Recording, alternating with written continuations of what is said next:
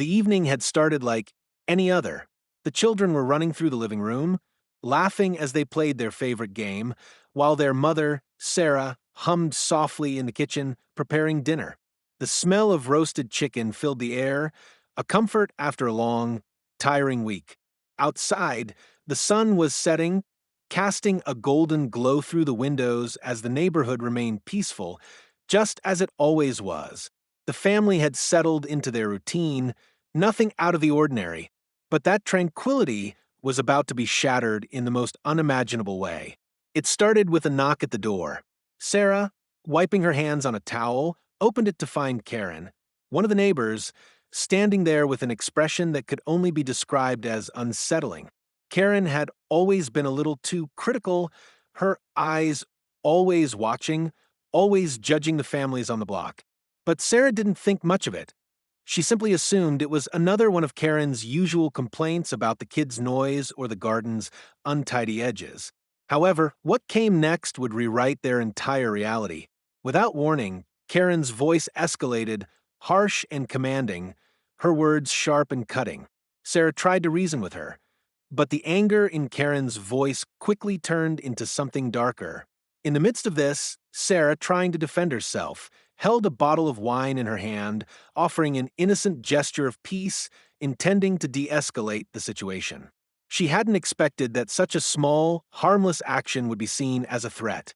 And in the blink of an eye, everything changed. Karen's fearful eyes locked onto the bottle, and suddenly the air was filled with a sound so violent, so sudden, it was as though time itself had stopped. A gunshot rang through the air, echoing off the walls of their home. Sarah collapsed to the floor in front of their children, the bottle still clutched in her hand, now a symbol of the horror that had just unfolded. The children screamed, terror filling their faces as they witnessed their mother fall. Their world, their once safe, happy home, was no longer a place of comfort, but a scene of chaos. The room spun as Sarah's vision blurred. Her husband, Mark, who had been in the other room, rushed in, heart racing, his mind struggling to process the reality before him. His wife was on the floor, blood staining the carpet, the innocent bottle of wine lying beside her like a silent witness to the madness. It all happened so fast. One minute, they were a happy family. The next, their lives were changed forever. As Sarah lay there, fighting to stay conscious, the question remained, how could this happen? What had driven Karen to do this? And would Sarah survive? The family was left in a state of shock, the night that was supposed to be filled with laughter and love now steeped in blood and fear. The air was thick with unanswered questions, and the silence that followed the gunshot felt suffocating. What would happen next? Would they ever feel safe again in their own home? And most importantly, would Karen face any consequences for what she had done? These were questions that would haunt the family in the days to come as they fought to piece together the shattered remains of their lives. Karen had always been a presence in the neighborhood, one that was hard to ignore. To most, she was just another opinionated neighbor, the type who often felt it was her duty to enforce the rules of the community, whether they liked it or not. Her constant complaints about the noise, the way lawns were trimmed, or how long the garbage can sat out on the curb had earned her the nickname, the HOA sheriff. But none of the neighbors, not even Sarah, had ever considered Karen capable of anything more than a sharp tongue and a rigid sense of order. That is, until this night, when Karen first moved in, Sarah had tried to be friendly. They shared pleasantries, exchanged smiles, and even offered to help with small chores around her yard. But Karen, with her critical eye and strict adherence to the rules, always had something to say about how they lived. It was never anything personal, just passive-aggressive comments here and there, like when Sarah's children played outside on a Saturday morning and Karen would peek out her window to shake her head. It was easy to dismiss her behavior as nothing more than the quirks of an uptight neighbor. But as time went on, her presence became more unnerving. Tonight, however, was different. This wasn't about a petty complaint or an overzealous enforcement of neighborhood codes. This was something far more dangerous. As Sarah tried to talk to Karen, offering a simple excuse for the bottle of wine in her hand, she sensed something off in the air. Karen's eyes, usually cold but controlled, were wide with panic. Sarah had barely spoken before Karen's voice shot up in pitch, demanding that she stay away, warning her not to come any closer. At first, Sarah was confused. What had she done wrong? Why was Karen so frantic over something as innocuous as a bottle of wine? It seemed absurd, but the absurdity of it all dissolved when Karen's voice dropped to a chilling, almost hysterical whisper. "You're threatening me," she said, the words barely leaving her lips, her body trembling with fear, or was it something else? Fear, perhaps, that Sarah couldn't understand. Sarah tried to calm her down, trying to explain that she wasn't a threat, that she was simply holding a bottle of wine, intending to share a moment of peace after a long day. But before Sarah could take another step, Karen's hand shot into her bag, and there was a flash of steel. The gun, the same one she'd kept hidden away, appeared in Karen's hand as though it had materialized out of thin air. There was no warning, no pause for Sarah to react. Karen's finger tightened on the trigger, and the deafening sound of the shot cut through the tension like a knife. Sarah felt the sharp, stinging pain as the bullet struck, and then the world around her went dark. In those horrifying seconds, Sarah's life, and her family's, was irrevocably altered. The bottle of wine, once a symbol of relaxation, was now just an object lying forgotten on the ground, its significance twisted in the eyes of someone who had let paranoia and fear take hold. The thought that such a small, harmless gesture could be seen as a threat never crossed Sarah's mind. But in that instant, it didn't matter. What mattered was the cold reality of the situation now unfolding, a situation that no one could have predicted. Her children screamed, their faces painted with terror, their small minds unable to comprehend the violence that had just erupted in their home. Mark, who had been in the kitchen just moments before, rushed to her side, his heart hammering in his chest as he saw his wife crumpled on the floor. His mind couldn't keep up with what his eyes were telling him. His world, once so stable and secure, was suddenly spinning out of control. And all this madness, was the result of one twisted moment. A moment when a bottle of wine became the weapon in a story of fear, misunderstanding, and violence. The seconds that followed were a blur of confusion, panic, and desperation. Mark dropped to his knees beside Sarah, his hands shaking as he tried to stop the bleeding, his mind racing to process what had just happened. His wife, the woman he had promised to protect, was lying unconscious in front of him, blood pooling around her. The children, wide-eyed and frozen in terror, had backed into the corner of the room, too scared to even scream. All Mark could do was hold his wife, his fingers pressed against the wound, desperately trying to stop the flow of blood. He could feel her life slipping away with every passing second. Karen, meanwhile, stood motionless, her eyes fixed on the scene unfolding in front of her. She had not moved since the shot rang out. Her face was pale, her breath coming in ragged gasps. The gun, still clutched tightly in her hand, trembled as she stared at Sarah. Her eyes darted from Sarah's prone body to the children in the corner, their faces a mix of fear and confusion. It was as if she hadn't fully realized the extent of what she had done. "Call an ambulance!" Mark shouted, his voice raw with panic. But Karen didn't respond. She simply stood there, frozen in place, as if paralyzed by the weight of her actions. Mark's eyes flicked back to Sarah, hoping, praying for any sign of life. He had to believe she would survive this. He couldn't bear the thought of losing her. He had promised to protect her, to keep her safe. And now, here he was, holding her in his arms, while a madwoman stood there, unsure of what to do next. As the minutes stretched into what felt like hours, Mark's desperation grew. He could feel the cold panic creeping in, threatening to take over his mind. He needed to get Sarah help. He needed her to survive. But what if she didn't? What if this was it? Finally, Karen spoke, her voice barely above a whisper. I didn't mean to." Her words trailed off, and she lowered the gun, dropping to the floor with a dull thud. She seemed almost apologetic, but there was no remorse in her eyes, no understanding of the gravity of what she had just done. Mark's blood ran cold as he glanced up at Karen, his mind reeling. How could she stand there, so calm, so detached after everything that had just happened. How could anyone, ever think it was okay to shoot another person, to take a life over something as trivial as a bottle of wine? His thoughts were interrupted by the sound of sirens approaching in the distance. The ambulance was on its way. But was it too late?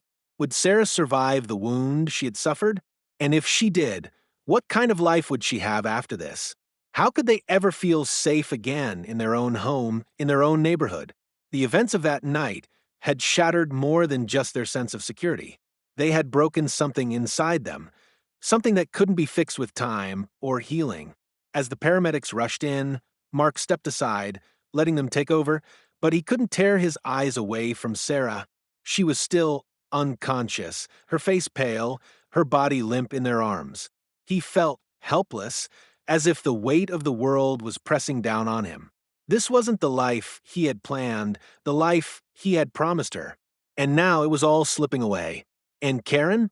She stood there, a silent observer of the chaos she had caused, unaware, or perhaps unwilling to acknowledge, the destruction she had unleashed. Mark's heart was heavy with the knowledge that this was far from over. The pain, the trauma, and the battle for justice had only just begun. But the worst part? He didn't know if they could ever truly recover. The days that followed felt like a blur of hospital rooms, police investigations, and mounting uncertainty. Sarah's condition remained critical, and while the doctors did what they could to stabilize her, there was a long road ahead. Mark spent every waking hour at her side, holding her hand, whispering words of encouragement that he hoped would reach her, even though she was unresponsive. His world had been flipped upside down, and now he had to navigate the chaos left in its wake, not just for himself, but for his children too. The kids, once vibrant and full of life, had become shadows of their former selves. They couldn't understand what had happened, why their mother was lying in a hospital bed, fighting for her life. Every time they closed their eyes, the image of that night played out in their minds. Sarah crumpling to the floor, blood spreading across the carpet, their screams filling the air. They had seen things no child should ever witness, and the trauma of it was already taking root in their hearts. But the emotional wounds were just the beginning. As the days passed, the police investigation ramped up, and Mark was forced to confront Karen once again, though this time it was in a legal context. The neighbors and the HOA, once so focused on the trivialities of yard maintenance and noise complaints, now had to face the reality of what Karen had done. No one could deny that a life had been taken, innocent, senseless, and irreversible. The question was now whether justice would be served, or whether Karen's actions would be swept under the rug. Karen, it seemed, had retreated into herself, her previously strong, controlling persona crumbling under the weight of the situation. She had been arrested, though she showed no remorse for what she had done. In fact, she barely spoke about the incident. Her defense was simple: she feared for her life, and in a moment of panic she acted. But no matter how much she tried to justify her actions, it didn't change the fact that she had shot an unarmed woman in front of her children for nothing more than holding a bottle of wine. The police knew it, and so did everyone else. Mark found himself fighting on two fronts: one to ensure that his wife would recover, and the other to hold Karen accountable for the destruction she had caused. The legal proceedings began, and each day, Mark had to relive the nightmare over and over again. Witness testimony, police reports, and forensic evidence all pointed to the same horrifying conclusion. Karen had acted recklessly and out of a misguided sense of fear. But in the courtroom, the defense was determined to paint her as the victim, a woman pushed to the edge by what she perceived as a threat.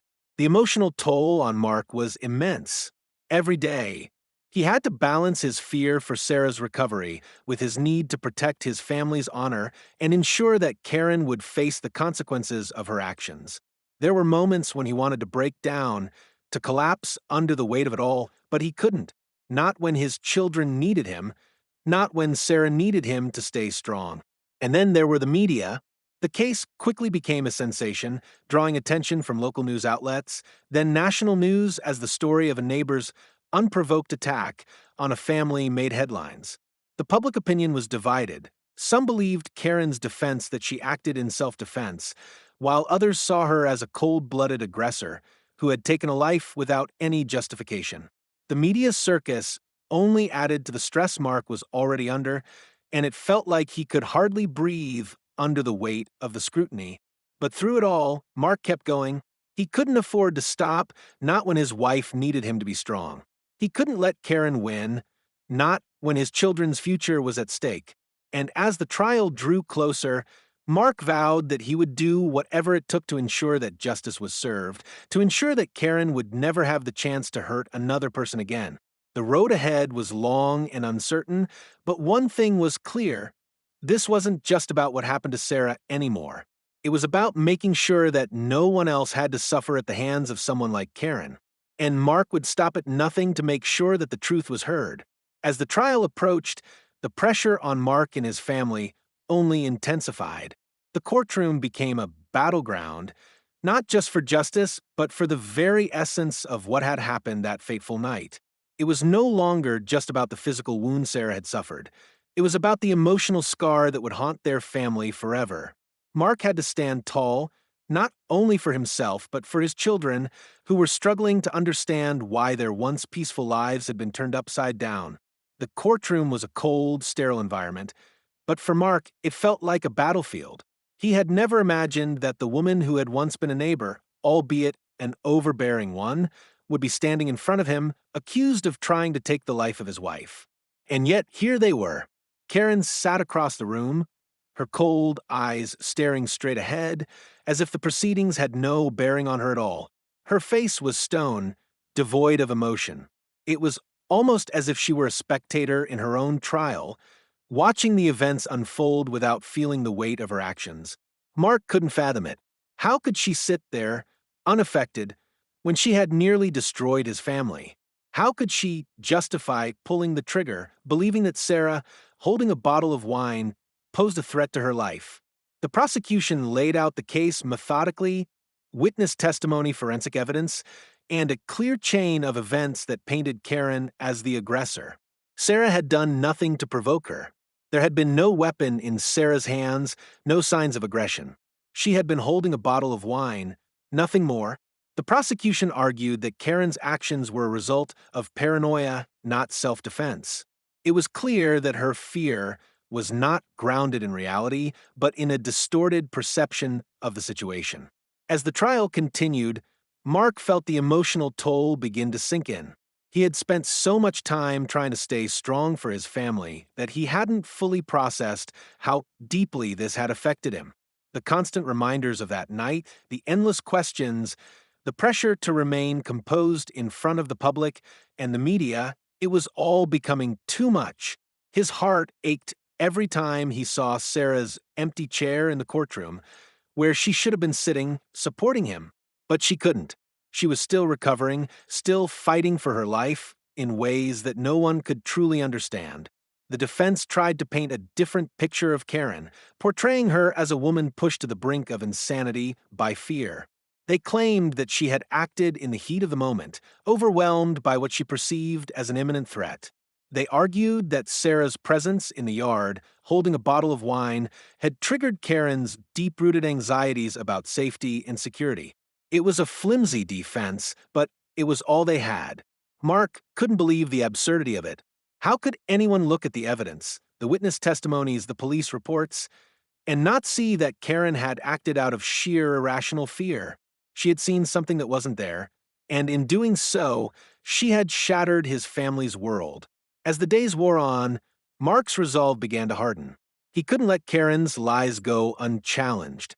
He couldn't let her rewrite the narrative of what had happened. Not when Sarah was still fighting to recover from the physical and emotional scars that Karen's actions had left behind. The fight for justice had become a fight for truth, and Mark knew that he couldn't rest until Karen had been held accountable for what she had done. But as the trial neared its end, Mark couldn't help but wonder what kind of world they would be left with after it was over. Would justice truly be served? Would the family ever find peace again? And most haunting of all, could they ever truly feel safe again in their own home, in their own neighborhood, knowing that someone like Karen could exist in their midst? The road ahead was uncertain, and the outcome of the trial hung in the balance. But Mark knew one thing for sure: he would fight until the very end. Not just for Sarah's sake, but for the sake of his family's future. He wouldn't let Karen's actions define their lives. He would make sure that the truth was heard and that justice was served, because that was the only way they could begin to heal and move forward. The final day of the trial arrived, and with it, a sense of finality that hung heavily in the air. Mark had endured weeks of grueling court sessions, reliving the trauma over and over again. The courtroom had become a place of both healing and pain, a place where the truth would either come to light or be buried under layers of manipulation and falsehoods. It was now or never. Mark sat in the courtroom, his hands clenched into fists, his mind focused. He wasn't there for revenge. He was there for justice, for Sarah, for his children, for the life they had once known, which had been shattered in an instant. The weight of responsibility on his shoulders was immense, but it wasn't just his burden to carry. His entire family, his entire future, rested on this final decision. The judge took his seat, and the courtroom grew still. The defense had rested its case, and the prosecution was ready to make its closing argument. Mark's breath caught in his throat as he looked towards Sarah, who had managed to attend the trial despite her injuries, supported by her family and friends. Her presence gave him strength, but it also reminded him of everything that was at stake. He could see the pain in her eyes, the weariness etched into her face.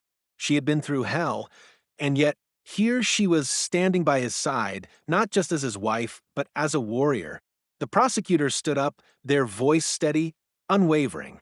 Ladies and gentlemen of the jury, what we have heard throughout this trial is not just a story of a tragic accident. It is the story of a deliberate act of violence. A woman, holding nothing but a bottle of wine, was shot in cold blood because another person, in her own twisted paranoia, thought that she was a threat. A threat to what? A threat to a delusion that has no basis in reality. A threat to her sense of control. And for that, Sarah's life was nearly taken. The prosecutor's words cut through the air, clear and sharp. There was no self-defense here. There was no reason for this. Karen's actions were reckless, impulsive, and fueled by nothing but fear and control. This is not about a bottle of wine or a momentary lapse in judgment. This is about accountability. This is about ensuring that a person who has taken another's life, however unintentionally, faces the consequences of their actions. We owe it to Sarah. We owe it to her children, and we owe it to society to make sure this never happens again. Mark's chest tightened as the prosecutor continued, but a sense of calm washed over him. This was it. The truth was out there. It was now up to the jury to decide. He couldn't control the outcome, but he could control the way he fought for it. He had done everything in his power to ensure that Karen was held accountable for what she had done. He had pushed through his grief, his fear, his exhaustion. And now, there was nothing more to do but wait. The defense took its turn, presenting a counterargument that tried to minimize Karen's actions. They painted her as a woman who had been overwhelmed by the stress of life, who had acted out of fear, and who should be shown mercy for her actions. Yes, it was a tragic mistake, the defense argued, but Karen is not a criminal. She is a victim of her own circumstances, a woman pushed to the edge. But the words felt hollow. Mark couldn't help but think about the children, about how they had watched their mother fall to the ground, blood staining the carpet. He thought about Sarah's struggle to recover, both physically and emotionally, and the fear that would never fully leave their family. No, Karen was not a victim. She was the perpetrator of a senseless act, and the lives she had destroyed were the true victims. The jury deliberated for hours, and Mark's mind raced, his thoughts a jumble of fear and hope. Would they see the truth? Would they understand the depth of the harm that had been caused? As the minutes ticked by, it felt like time itself had slowed down. Mark couldn't stand it. He sat there, his hands gripping the armrests, praying for justice, praying for Sarah, praying for the life they had lost. Finally, the door to the courtroom opened and the jury filed in. The foreman stood up, his face grim. "We, the jury, find the defendant, Karen Lawrence, guilty of aggravated assault with intent to cause bodily harm." The room fell silent. Mark's heart pounded in his chest as he processed the words. It wasn't the first-degree murder charge that he had hoped for, but it was something. Karen was going to face the consequences of her actions. She would pay for what she had done. Sarah squeezed Mark's hand, and for the first time in weeks, he felt a sense of relief.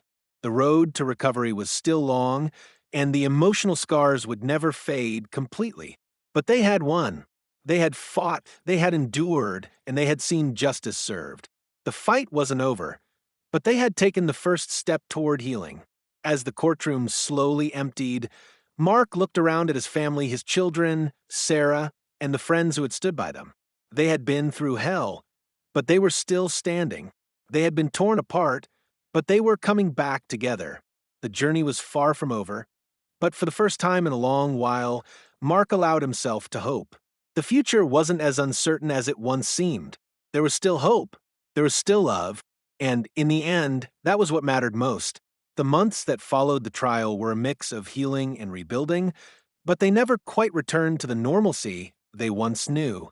Despite the conviction, there was no magic cure for the wounds Karen had inflicted, not just on Sarah's body, but on their family as a whole. The trauma of that night would linger for years to come, woven into the fabric of their lives, leaving scars that time alone could not erase. Sarah's physical recovery, though challenging, had made significant progress. The doctors were hopeful that she would regain full mobility in time, but the emotional scars were harder to heal. Every sound, every glance, every sudden movement seemed to trigger the memory of that night.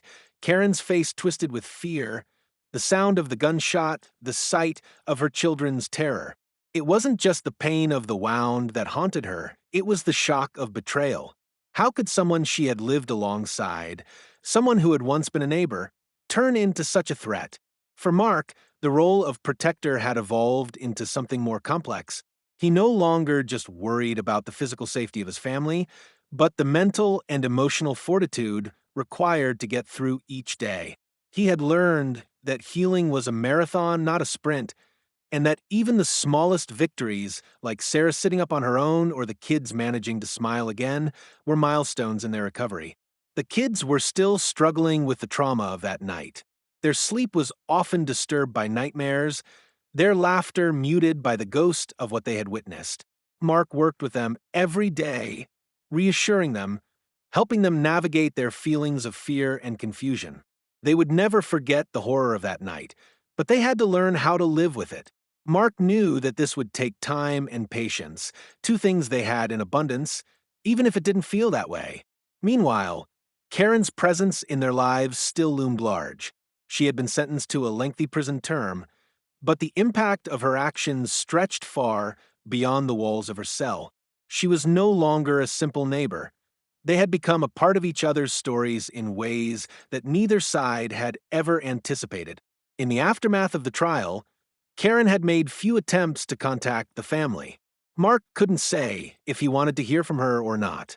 The thought of any communication from the woman, who had almost torn his family apart, filled him with disgust, but part of him wanted to understand what had driven her to that breaking point. There were no easy answers to that question, and Mark wasn't sure if he was ready to seek them. The only thing he knew for certain was that Karen's actions would never be forgotten, and neither would the consequences of her decisions. At the same time, Mark found himself thinking more and more about the future, his family's future. They had been through the worst of it, and while the road ahead would never be entirely free of hardship, he was determined to move forward. The process of rebuilding, of reclaiming their lives, wasn't just about survival, it was about finding purpose again. It was about looking beyond the darkness of that fateful night and building a life that honored their resilience, their strength, and the love that had held them together. Mark and Sarah spoke about moving to a new house eventually, somewhere far away from the memories that haunted them. But for now, they had each other. They had their children who, despite everything, still managed to bring light into their lives. Sarah had started to volunteer at local support groups for victims of violence, hoping that her story might help others who were struggling with similar pain. Mark, too, had found solace in giving back, using his experience to help others, to be a voice for those who had been silenced. Together, they found purpose in helping others heal, in taking the lessons they had learned the hard way and applying them to make a difference. Though they would never forget the terror that had ripped through their family that night, they had learned that survival wasn't about simply existing. It was about living with purpose, with compassion, and with a drive to make the world a better place, no matter how broken it seemed at times. As the days turned into months, the weight of the past slowly began to lift. Sarah smiled again. The children laughed, and Mark, though still haunted by the ghosts of that night, started to believe that perhaps, just perhaps, they could heal. Together, they would rise from the ashes stronger than they had ever been before. And no matter how dark the night had been, they would always find a way to see the light. As time passed, the family began to rebuild not just their home, but their sense of safety and trust. Mark and Sarah had faced the unimaginable, but now they stood united, stronger than they ever thought possible. It wasn't just the physical scars that were healing. It was the emotional weight of the tragedy that had to be carried, and slowly they were learning how to carry it with grace. Mark found peace in small moments, like taking his children to the park and seeing them laugh again, or sitting with Sarah in the evenings, talking about their dreams for the future. These moments became their anchor, a reminder that life could still hold joy, even after such pain. They weren't free of the darkness, but they had learned how to coexist with it, to let it inform their strength without letting it define them. One of the hardest things for Mark was coming to terms with the fact that healing wasn't linear. There were good days and bad days, days when Sarah would smile and laugh, and others when she would retreat into herself, haunted by the memories. It was a process, a lifelong one, and Mark had to accept that it would take as long as it needed to. For Sarah, finding purpose in the aftermath of her trauma became essential. Volunteering with support groups gave her a way to connect with others who had suffered in similar ways. Each story she heard, each person she helped, gave her a sense of empowerment that helped her feel less like a victim and more like a survivor. It wasn't just about her healing anymore, it was about helping others find their way out of the darkness as well. As for the children, they slowly started to regain their sense of normalcy. They began to talk more openly about what had happened that night, and in those conversations, they found a kind of healing. The nightmares that had plagued them began to fade, replaced by dreams of better days ahead. Mark and Sarah made it a priority to create a safe, loving environment where the children could feel heard and supported, and where they could express their fears without judgment. It wasn't easy, but it was necessary for their healing process. Mark and Sarah also knew that in order to truly heal, they had to leave behind the house that had been tainted by the trauma of that night. They made plans to move, to start fresh in a place that felt safe, a place where they could write the next chapter of their lives. They didn't know where they would go, but they knew they needed to leave behind the memories that still lingered in every corner of their old home. It wasn't about erasing the past, it was about creating a new future, one where they could redefine what it meant to be a family. The decision to leave wasn't easy, but it was the right one. It was a symbol of their resilience, their refusal to let the past hold them hostage. They had been through hell, but they had survived, and now they were ready to embrace the future, whatever it might bring. As the family packed up their belongings, Mark looked at Sarah, and for the first time in a long while, he felt a sense of peace. The journey was far from over, but they had made it this far. Together, they had overcome the darkest chapter of their lives, and they were ready to begin again. It wasn't the life they had planned for, but it was their life. And that Mark realized was enough. The new house was a fresh start, a blank canvas where the family could paint their own picture of healing and hope. It wasn't grand, but it felt like a sanctuary, a place where they could breathe, where the memories of that terrible night wouldn't suffocate them. They took their time settling in, choosing each piece of furniture carefully, making sure it reflected the life they wanted to create. It was a slow process, but each small change, each new room that was filled with warmth and laughter, felt like a victory. The kids had their own spaces, their own rooms to fill with toys, books, and their dreams. They decorated their walls with bright colors and pictures, creating a world where they could feel safe and happy again. And as Sarah and Mark watched them play, they could see the shift, the innocence and joy that had been taken from them was slowly returning, piece by piece. Sarah, too, found herself rediscovering joy. The quiet mornings spent in the kitchen, the afternoons spent in the garden, and the late night conversations with Mark all felt like moments she hadn't had in years. She was no longer defined by what had happened to her. She was beginning to redefine herself.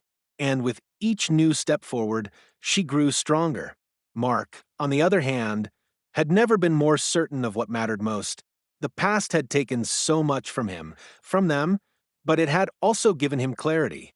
He was more present with his family than ever before, more committed to building a future that honored their resilience and their strength. The community around them began to embrace them again, slowly but surely. They were no longer the family that had been shattered by violence. They were the family that had survived, that had fought for each other, and had come out stronger on the other side. Their story became one of hope, a story that reminded others of the power of love and resilience. People reached out, offering support, expressing gratitude for the strength they had shown.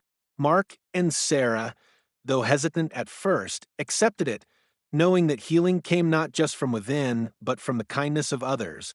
As Sarah grew more involved in the community, she began speaking at events for survivors of violence. She shared her story not as a victim, but as a beacon of survival. She helped others find their voice, gave them hope when they thought it was gone. And with every speech, every person she helped, she healed a little more. Mark stood by her, proud of the woman she had become, and in his heart he knew that no matter what had happened, they had overcome it all together. The children, too, found new friends, new connections, and began to feel the weight of the past lifting. It wasn't easy, and there were still days when the trauma resurfaced in unexpected ways, but they had learned to navigate it with love and support. And through it all, the bond between the family had grown stronger, forged in the fire of adversity. Their future was still uncertain, but it was theirs to shape. They had learned that no matter what life threw at them, they could endure. They had learned to rise above the darkness, to find the light even in the most unlikely places. Mark stood at the door one evening, watching the sunset with Sarah by his side. Their children were playing in the yard, their laughter filling the air. It was a moment of peace, a moment of contentment, and in that quiet moment, Mark realized that they had done it. They had survived, and now they were finally living again. It was a new chapter, a chapter they had written themselves, and it was just the beginning. As the years passed, the family settled into their new life, learning that healing wasn't just about moving on, but about moving forward together. Mark and Sarah's relationship grew stronger, their bond fortified by everything they had endured. The love that had once been tested in the face of tragedy now flourished in the warmth of shared experiences, quiet moments, and the laughter of their children. They had learned to cherish each day, knowing all too well how fragile life could be. Their home, once filled with the echo of gunshots and the weight of fear, had transformed into a place of safety, love, and joy. The walls that had once held the memories of trauma now stood as silent witnesses to resilience and growth. It was no longer just a house. It was a home, a sanctuary where the family could truly live, free from the shadows of their past. The children, now older, had blossomed into strong, confident individuals, each with their own dreams and aspirations. They had learned not only to cope with the tragedy they had witnessed, but to use it as fuel to live with purpose. Mark and Sarah watched with pride as their children took on the world with courage, determined to make the most of every opportunity that came their way. As for Sarah, she had become a voice for those who had suffered in silence. Her work with survivors of violence had turned into a passion. She had become a leader in her community, helping others reclaim their lives after trauma. Speaking at conferences, participating in support groups, and writing articles for survivor networks, Sarah had found a new purpose. She had turned her pain into power, and in doing so, she had found her own redemption. Mark, too, found new purpose in helping others. He worked with organizations that supported families affected by violence, offering guidance and support to those who needed it most. He had learned that true strength didn't come from avoiding pain, but from confronting it head on and using it to help others. And every time he helped someone else heal, he felt a little more at peace with his own journey. Despite all the progress they had made, Mark and Sarah never forgot what had happened. They knew that the scars would always be there, just beneath the surface, but they had learned to live with them, to accept them as part of their story. It was a story of survival, of resilience, and of love. It was their story. As they stood on the porch one evening, watching the sunset over the horizon, Sarah turned to Mark with a soft smile. "We've come so far, haven't we?" Mark nodded, his eyes filled with gratitude. "Yes, we have, and we're going to keep going together." The future was still uncertain, but for the first time in a long time, they were ready to face it no matter what it held. Because they knew one thing for sure: no matter what life threw their way, they would face it as a family. They would rise together. Years went by, and the family continued to grow, heal, and evolve, but the lessons they had learned never faded. Mark and Sarah had built a life that was a testament to their strength, love, and unwavering determination. They were no longer defined by the events of that night, but by the choices they had made in its aftermath. Their children, once haunted by nightmares and fear, had turned into young adults with bright futures ahead of them. They had learned from their parents the value of resilience, the importance of love, and the power of not letting tragedy define you. They were strong, kind, and compassionate, living proof that even the darkest moments could lead to the brightest futures. As Sarah continued her work with survivors of violence, she had become a mentor to countless individuals who had once felt as lost as she had. Her journey had inspired others to find their strength, and she had become a symbol of hope and perseverance. Her voice had reached far beyond her own community, and her work had made a lasting impact on the lives of so many people. She had found peace not in forgetting, but in embracing the pain and using it to help others heal. Mark, too, had found a deeper sense of fulfillment. His work supporting families in crisis had brought him closer to the community, and he had become a trusted figure for those in need. He had learned that sometimes the most powerful thing you could do was listen, offer support, and walk alongside someone through their darkest moments. His own healing journey had allowed him to be there for others in a way he never thought possible, and it had brought him a sense of purpose that went beyond anything he had ever imagined. Together, Mark and Sarah had built something beautiful out of the wreckage of their past. Their love had been tested, but it had only grown stronger with time. They had learned that love was not just about the good times, but about how you weather the storms together. They had weathered the worst storm of all, and they had come out stronger, more united, and more connected than ever before. One evening, as the sun set over the horizon, Mark and Sarah sat together on the porch, the cool breeze gently rustling the leaves of the trees around them. Their children were inside, preparing for their next chapter in life, and the house was filled with a quiet sense of peace. It was a peace they had fought for, a peace they had earned. "Do you ever think about what we've been through?" Sarah asked, her voice soft but filled with emotion. Mark nodded, his gaze fixed on the horizon. "I do, but I think more about what we've built since then. We've come so far, Sarah, and we've built something beautiful." Sarah smiled, her heart swelling with gratitude. "We have, and it's not over. It never really is it?" Mark reached over and took her hand, squeezing it gently. "No, it's not. The journey never really ends. But as long as we're together, I know we'll be okay." The sun dipped lower in the sky, casting a golden glow over the landscape. And in that moment, with the world around them at peace, Mark and Sarah knew that no matter what the future held, they would face it together, stronger, wiser, and more resilient than ever before. Their journey had been long, but it had brought them to a place of peace and fulfillment. where love and hope would continue to guide them, no matter what. If you found this story of resilience and hope inspiring, make sure to hit that subscribe button for more powerful stories. Don't miss out on the next chapter of the HOA stories. Join us as we continue to share stories of courage, justice, and survival. Subscribe to the HOA stories and stay connected with us as we explore more stories that truly matter. Let us know what you think in the comments below. Your thoughts are what drive these conversations forward. Stay strong, stay engaged, and never stop believing in the power of your story.